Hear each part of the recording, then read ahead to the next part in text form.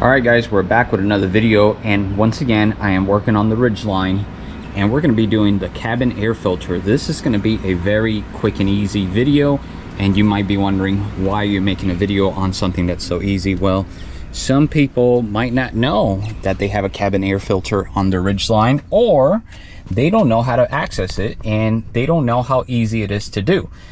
You don't have to pay a technician to do this. You don't have to take it to a mechanic shop. You could do this yourself at home.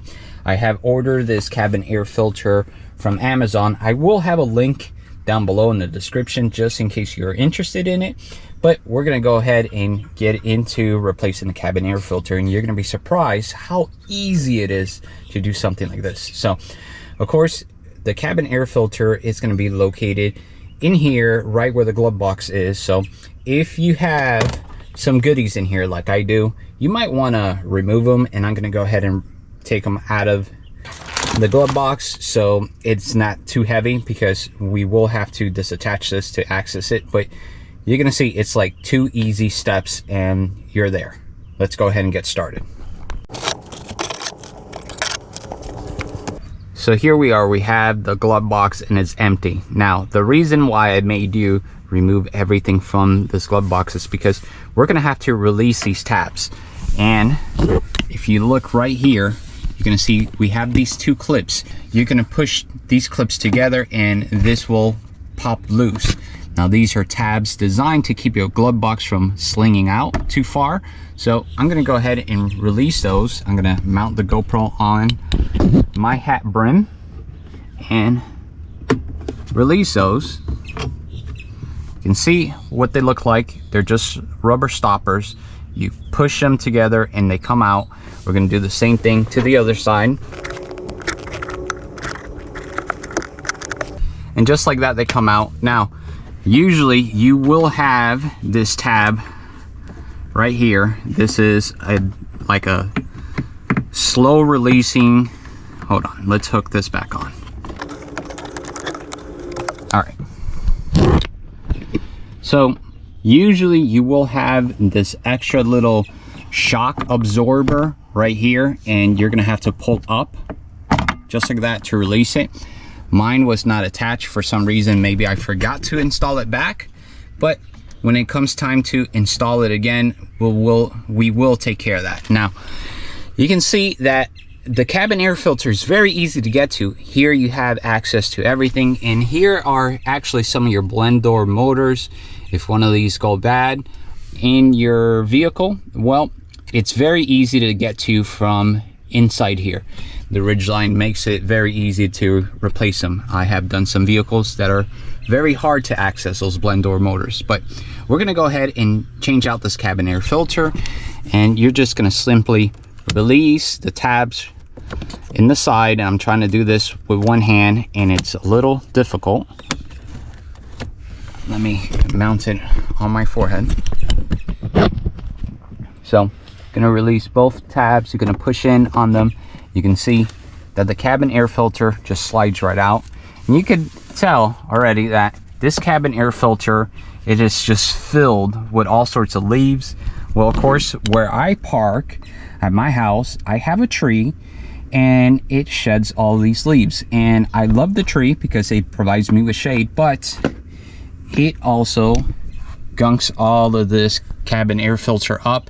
And when I hit recirculate inside the vehicle, I have a restriction of airflow. So this is one of the reasons why you might want to do this, is because you might not have enough air volume coming out through your blowers, your vents, and that's probably because your cabin air filter might be clogged. That's one of the reasons it could be happening. So another thing why you might want to change out your cabin air filter, well, if it hasn't been done for a while and is growing mold and it smells inside your cab, well, try changing this out and it might fix the problem. So I'm also going to take a peek inside here and make sure I have all the leaves out of the way before I install the new one, because the last thing I want to do is jam any leaves into the top of this blower motor. And you can see there's the blower motor right there. So Very easy to do, very easy to access. We're gonna go ahead and pull it off of this tray, and I'll show you how that works.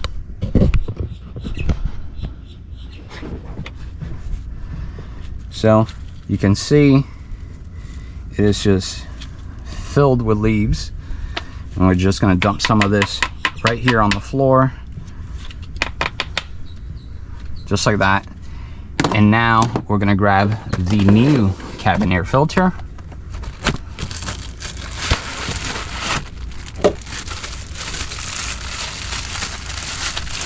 Now you're going to want to pay attention to this arrow, and it tells you which direction does the air flow.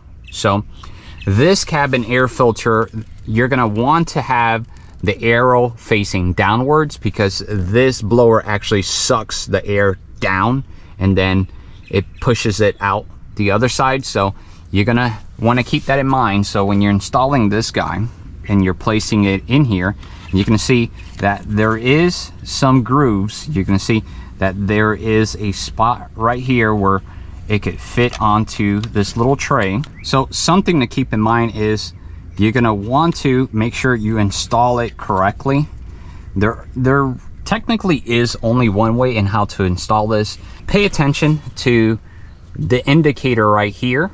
You're gonna see that it has an arrow and it's showing you where the air flows and what direction it flows, and the filter matches the same direction that it's showing on the outside. Keep that in mind. It will affect the filtration system, I believe.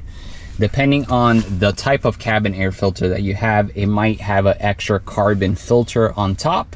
You could get those where they have double layers in case you live in a place like Florida where pollen is a big issue and you're have problems with allergies, seasonal allergies. That's something you might want to consider. So I'm gonna go ahead and slide this guy back in. Look how easy this is, guys. Everyone should be able to do this. This is one of those repairs that anyone would be capable of doing this.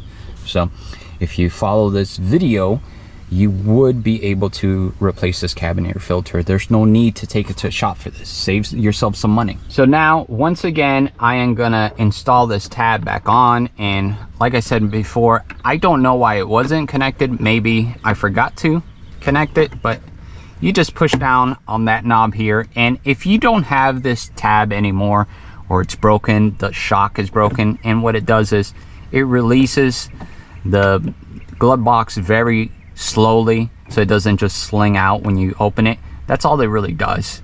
But if you don't have that, it's okay. It's not a big deal.